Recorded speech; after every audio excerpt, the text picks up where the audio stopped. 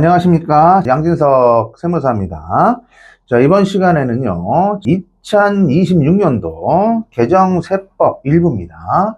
양도상속증여 재산세제를 제외한 세법 개정사항에 대해서 또 설명을 드리도록 하겠습니다.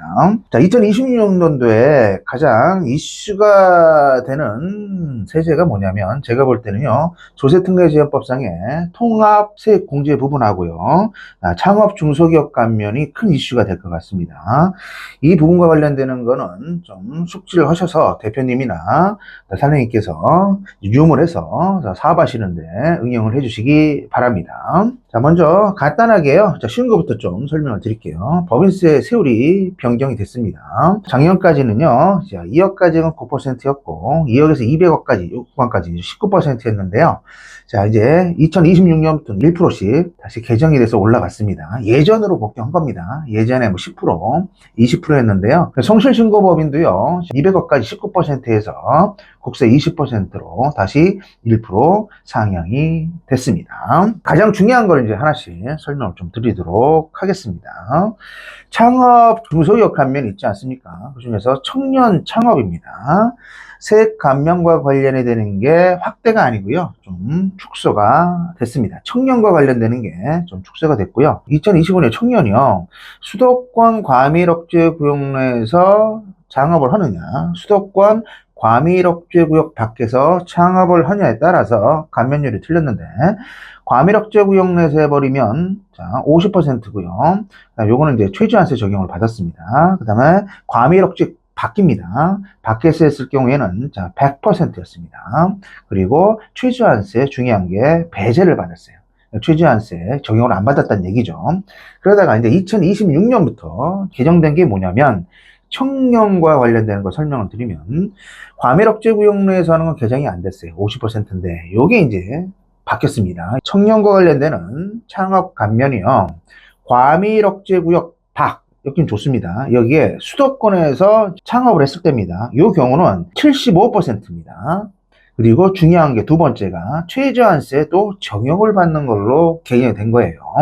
그러니까 100% 적용을 받으려면 어떻게 해야 되냐면, 수도권 밖, 비수도권이에요. 그 다음에 엔드입니다. 그 다음에 과밀억제구역 밖에서 청년이 창업을 해야지 100%입니다. 감면을 받기 때문에 신규로 오픈했을 때 이 부분과 관련돼서 상담이 꼭 필요하다고 생각이 됩니다. 2026년도 개정 사항입니다. 자, 요거보다 좀 강도가 센 게 뭐냐면요, 통합 고용세액공제가 큰 폭으로 좀 개정이 됐고요. 2026년 1월 1일 이후 개시하는 과세년도 최초 공제년도부터 적용이 되는데요.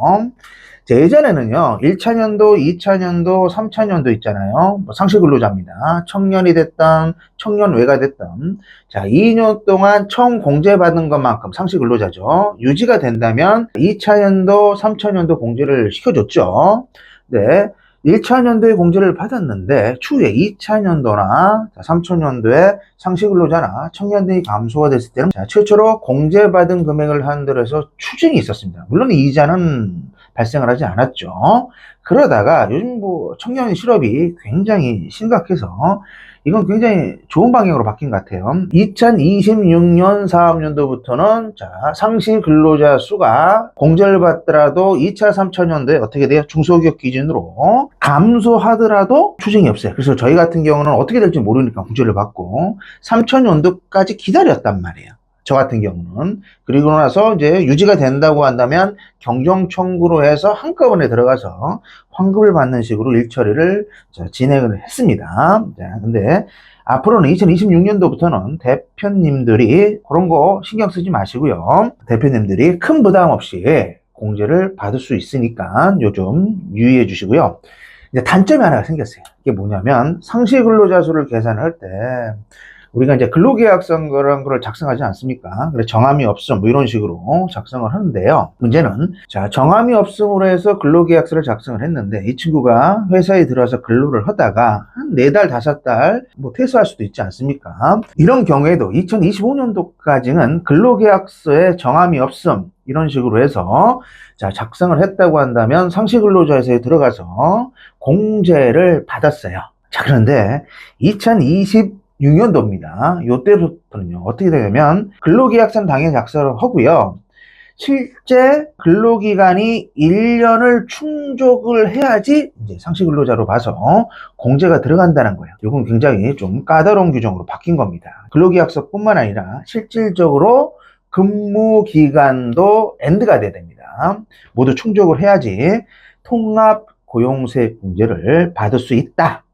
단순히 어떻게 돼요? 그냥 근로자를 고용한 개념을 넘어서 1년 이상까지 다닐 수가 있어야지 사업주는 큰 혜택을 받을 수가 있습니다. 두 번째로 2026년도에 통합 고용세액공제가 청년과 청년외가 있지 않습니까? 청년외는 65세, 그 다음에 장애인, 경력 단절 여성인데 금액이 이제 변경이 됐습니다.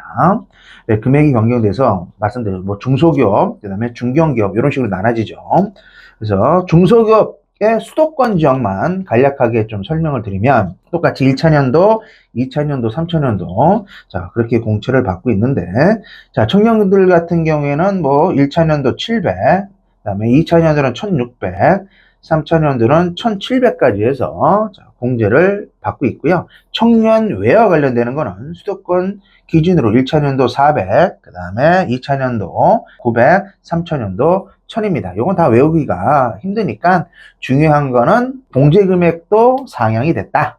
중소기업 기준으로 해서 수도권입니다. 보시면 될 것 같고요. 이 부분 유념해서 2026년 사업년부터는 통합 고용세 공제 많이 혜택 받으시기 바라겠습니다. 그 다음에 기타 개정된 사항을 좀 설명을 드릴게요.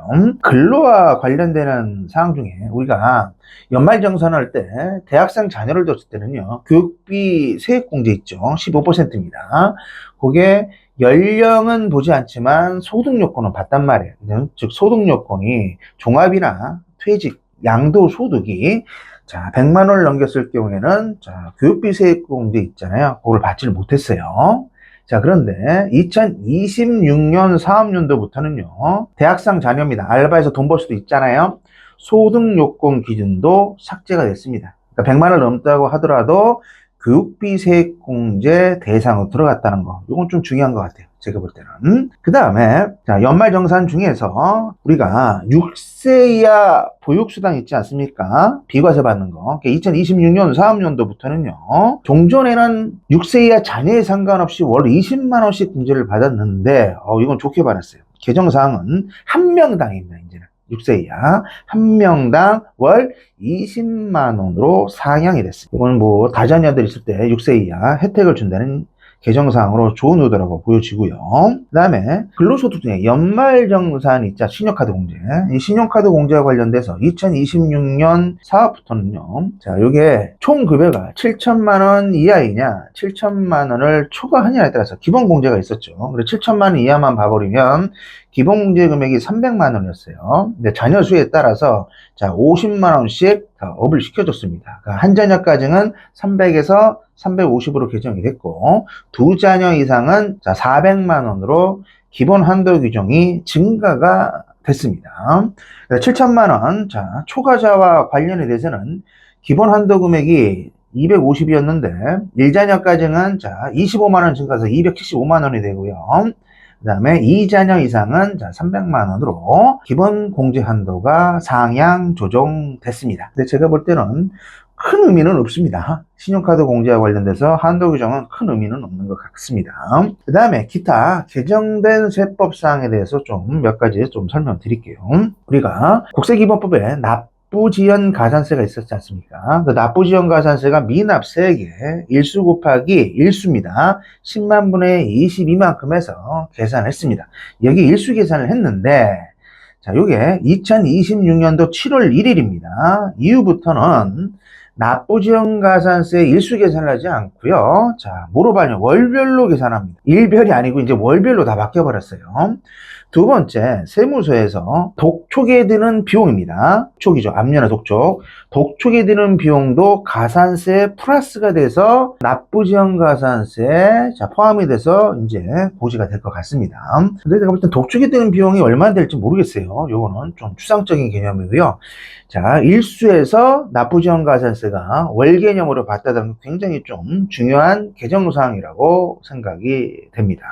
그 다음에 또 유념을 해야 될 게 유튜버 있지 않습니까? 미디어 콘텐츠 창작업입니다. 사업자 등록증을 내고요. 자, 그 다음에 BJ들 같은 경우에는 현금 매출 명세서를 2025년까지 작성을 하지 않았는데요. 2026년 4월 1일부터입니다. 예정 신고입니다. 이때 예정 신고부터는 현금 매출 명세 이 부분도 자 의무로 부가세 신고할 때 제출을 하셔야 됩니다. 뭐 제출하지 않으면 가산세가 있죠. 부가세 가산세.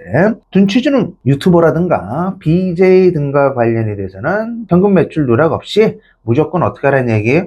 투명하게 세무서에다가 신고를 해라. 그런 의미로 자 개정이 된 것 같습니다. 자 참고로 음식업과 관련되는 의제 매입세 공제 규정이 있죠.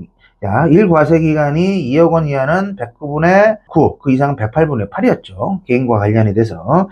이게 사실은 2025년도에 종료가 되려고 했는데, 자, 2027년도까지 해서, 자, 적용기한이 연장이 됐다는 거, 그거 한 번 더 간략하게 설명을 드리도록 하겠습니다.